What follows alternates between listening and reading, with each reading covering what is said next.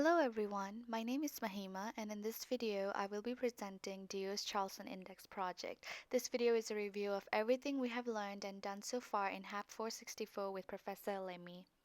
Let's begin with the history of diagnosis-based prognostic indices. In 1987, Mary Charlson developed the Charlson Comorbidity Index with 19 categories. After that, as you can see in this timeline I have created, Richard Deyo modified the index in 1992 with 17 categories. In 1993, Patrick Romano modified the Charlson Index to ICD diagnosis and procedure codes.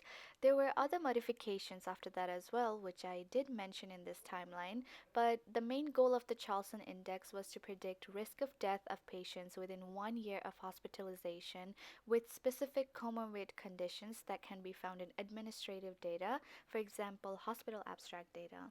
Let's move on to the use of these indices in electronic health records and clinics. The use of these indices are not so specific, but if we look deep into this topic, they are used in many areas of healthcare. Charlson's index has been used by clinics to predict mortality rate in COVID-19 patients with the help of artificial intelligence. Deyo's Charlson index predicts long-term survival, which has been used by Severance Hospital on advanced cancer patients after the ICU admission.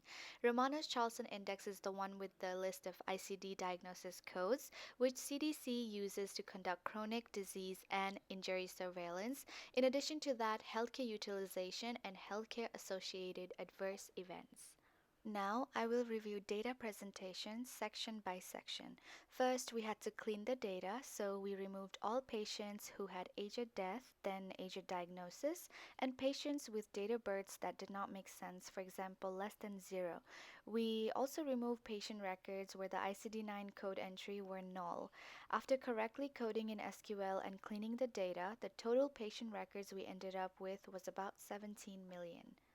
After we cleaned the data, we had to score, and in order to do so, we used a diagnosis from Deyo's Charlson Index and assigned a score for all categories, and with the correct coding on SQL, we were able to score.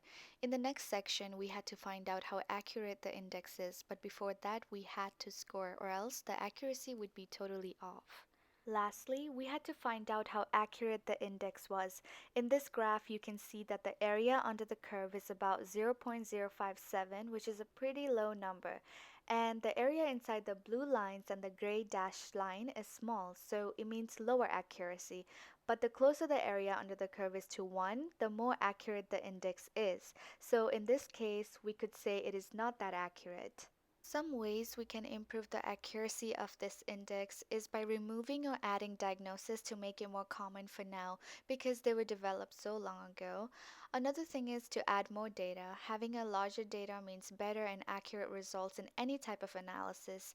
Some of us struggled with missing codes and looking for the right codes when we were doing the concept portion of this project, and in order to reduce this error, I wish the codes were listed neatly and in a more convenient way instead of just wiki.